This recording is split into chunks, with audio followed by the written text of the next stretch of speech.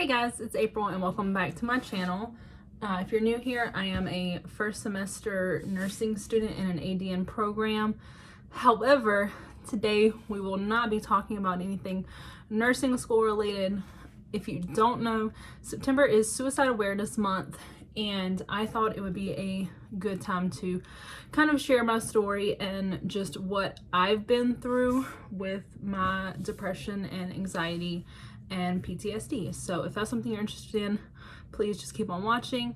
Like this video, subscribe, comment down below, and let's get into it. All right, so I don't want to cry in this video, but I'm pretty sure that I am. So please just bear with me. I'm gonna try to push through it. However, trigger warning, I will be talking about self-harm, sexual assault, general suicidal tendencies, and just, all things mental health. So I am an only child. I come from a rural town in North Carolina,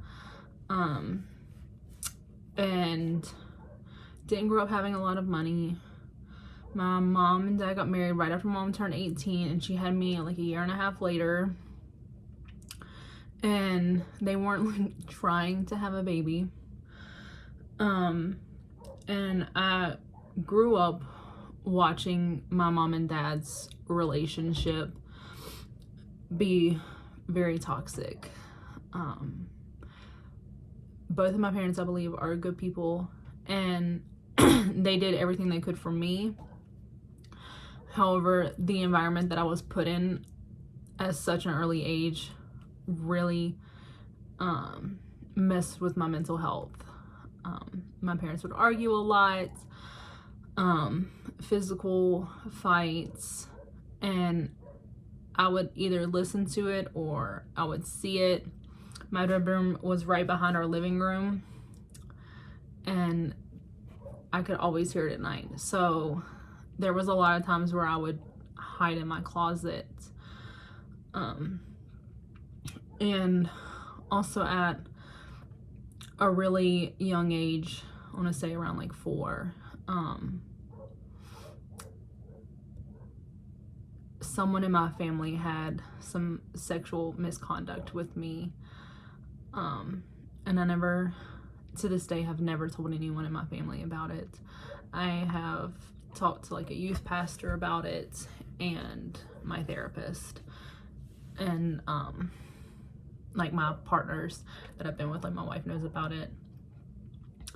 And that continued for like multiple years, and you don't realize until you're older that that isn't okay, and that like trading favors for sexual favors isn't okay to ask of a 5-year-old. But it wasn't until I got to like middle school that I really kind of understood that something bad had happened to me. At this point, my parents' marriage was really bad.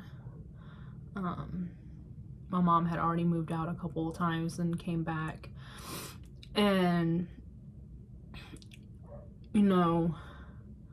I think as a teenage girl, you just want love, and I wasn't getting love and attention at home, so I was very much like an attention-seeking person, and it's something that I still have to struggle with and work with on today, because it's just so deep-rooted into my like psyche now that I'm like, wait a second, I don't need all of this attention. I can just chill, like calm down.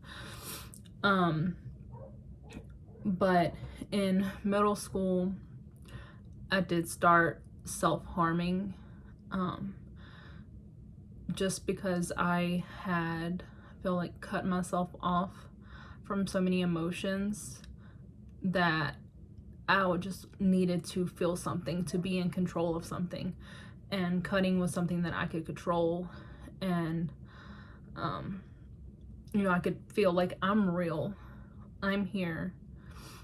And no one knew from like 7th grade to 10th grade.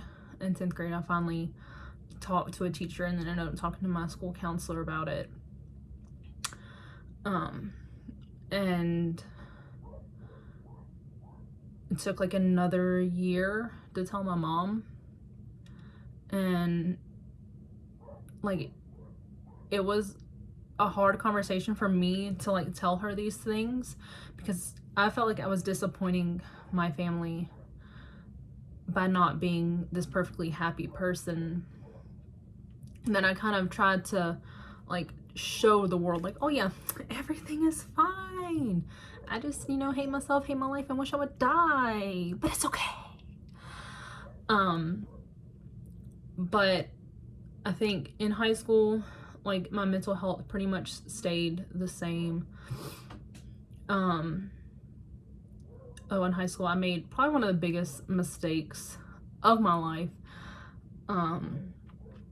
When I was 16, I had got a job, and I started dating this way too old for me guy. And again, it was that attention seeking. He was giving me positive attention. Like, he like wasn't like sexually taking advantage of me, and there was no like sexual contact between us, but like, I texted or called, he answered, but I never told either one of my parents.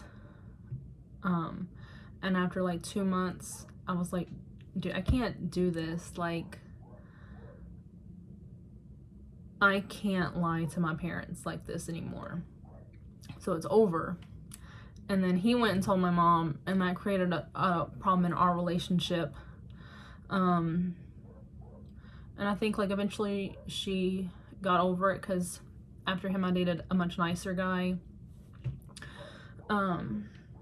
But from like halfway through 10th grade until now, I have not self-harmed, which, considering I did it like all the time during those few years, you know, I find is a pretty big accomplishment, especially thinking of everything that I went through after high school. So after high school, I got into a really toxic, serious relationship, and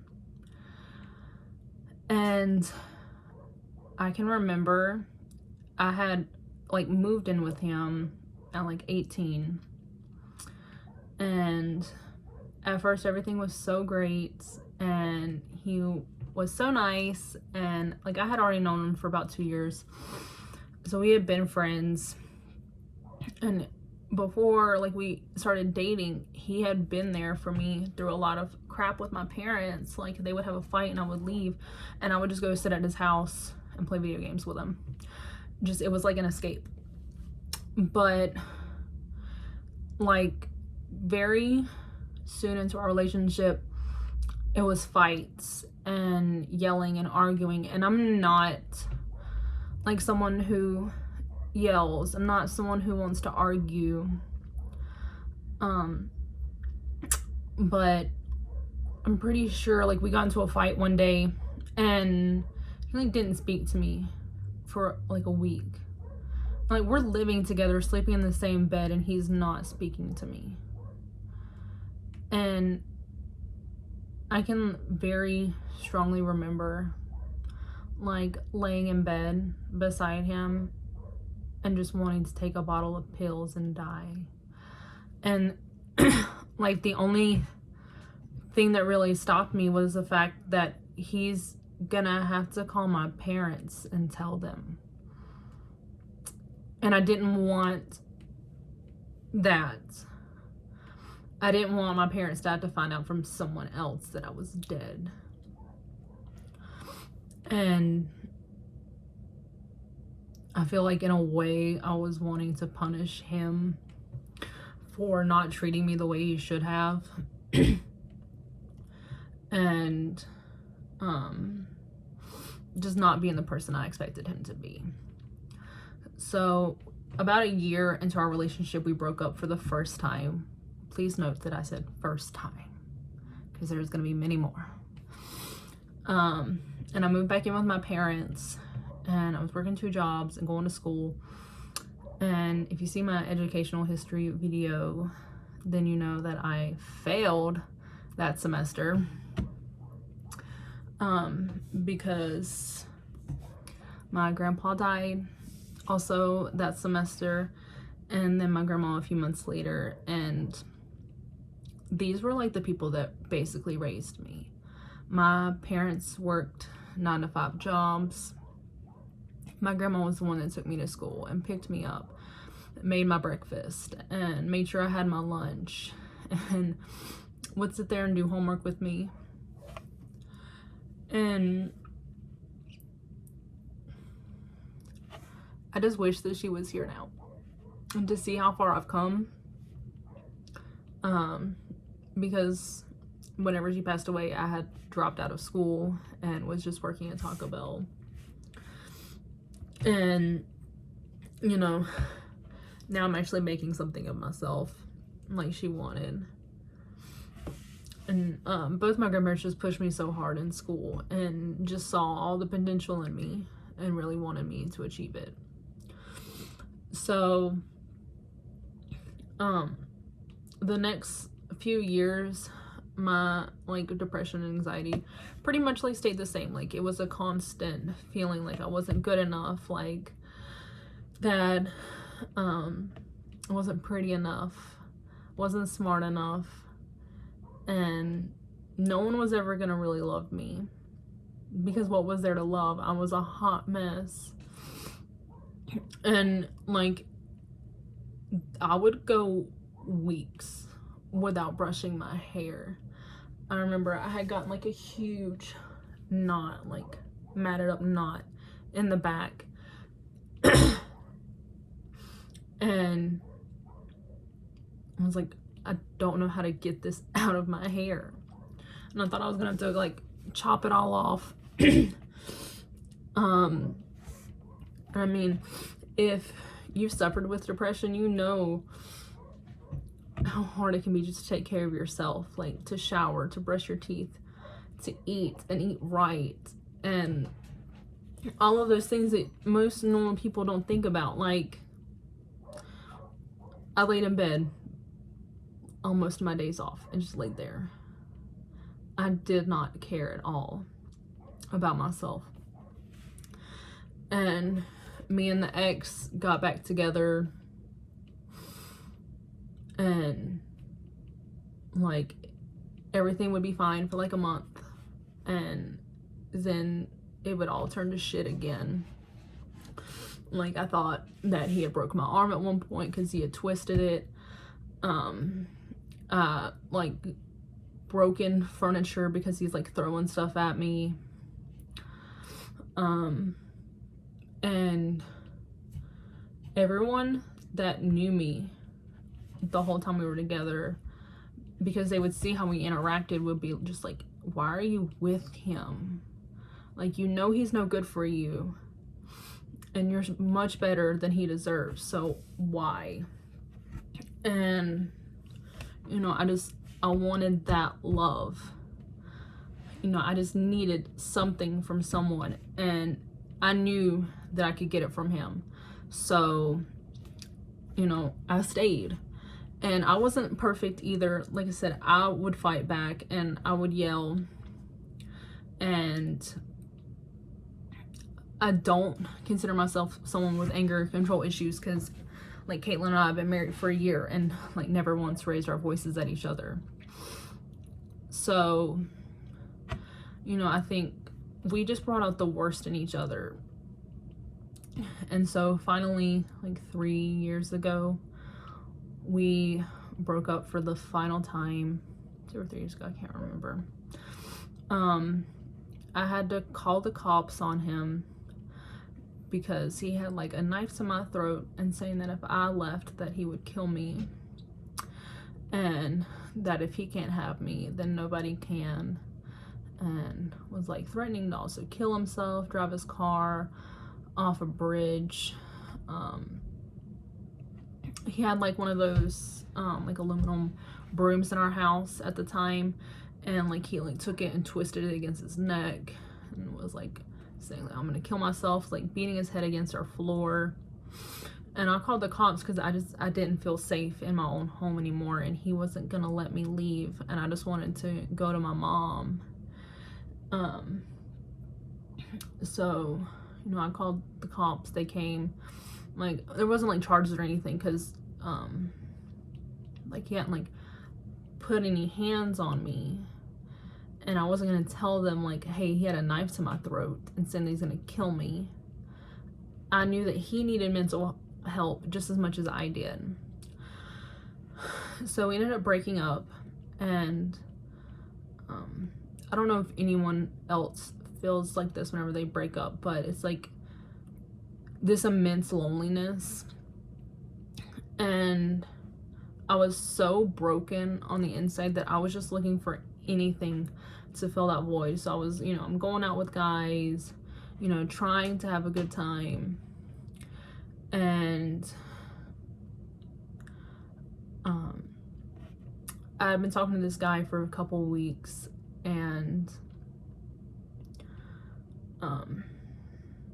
went over to his house to have dinner. He was gonna cook. I was like, oh, that's so sweet, this is great. And like I told him like before I went over there, like, hey, no funny business, like that's not who I am, I'm not doing that. And he was like, okay, yeah, that's cool. So I go over there, and I'm not like a heavy drinker or anything even now, but he, you know, offers me a drink, and I have like one drink, and then he's like, well, let's go watch The Office. And I can remember this like perfectly. We were watching the like cultural awareness episode that's in like the first season. It's like the third episode, and it's like, oh, anytime that Michael does something that's like racist or wrong, you take a shot. And I was like, well, you know, I still gotta drive home, you know, like little baby shots, you know, a little bit. And then he like starts touching on me, and I'm just like, no, stop, like stop. And I think if you've ever been in that situation as an adult, especially female, you're scared of telling someone no, because you hear stories all the time of women getting beat to death, or, you know, just really messed up because they told a man no. And I think eventually you just stopped saying no, and that's what happened to me. And that was one of my lowest points, because he took away my voice. The words that I was saying had no impact on him. He was gonna have his way no matter what. And I really just wanted to die then. I was living at home, or living alone. I had like my own apartment, so I was just I don't want to wake up tomorrow. And, you know, like, thank God that Caitlin was in my life at this time, because we were friends, because I don't know what I would have done without her then. So like after that, I took a break from all the boys and all the drama that came with that. Like Caitlin went to basic, and then I started my surgical technology program that fall, and just the stress and anxiety with school, I could not handle it, and literally had a mental breakdown like on my mom's bed, because I went home after an A&P exam, or I went to her house after an A&P exam, and like cried for hours because I knew I didn't pass it, and I knew I was gonna have to drop out of my program. But that was honestly the biggest blessing of my life, because that really gave me a wake-up call, like, I need serious help. So I started seeing a therapist after that. Got like clinically diagnosed with depression, anxiety, and PTSD, because like I didn't go into a whole bunch of details about my childhood, just kind of like a broad overview, but like I can remember very distinct fights, and you know, it's just had such a negative impact on me even now as an adult. And you know, I got put on antidepressants for a while, and you know, seeing a therapist twice a week, then once a week, then every other week, and now I'm to every other week with my therapist here in Colorado. And you know, depression is not something I personally feel like you can be cured of. I feel like I'm always gonna need to have a therapist wherever I go, even if it's only someone I see once a month, like a check-in, or like, hey, you just call me whenever you need to talk and we'll set up an appointment, because I'm still not great at dealing with my emotions. I'm still not great at communicating. I'm not great at expressing how I feel. And I'm so glad to be with someone who understands that I'm a work in progress, but I'm working, I'm trying. I've definitely gotten a lot better since we got together, because she's been safe for me.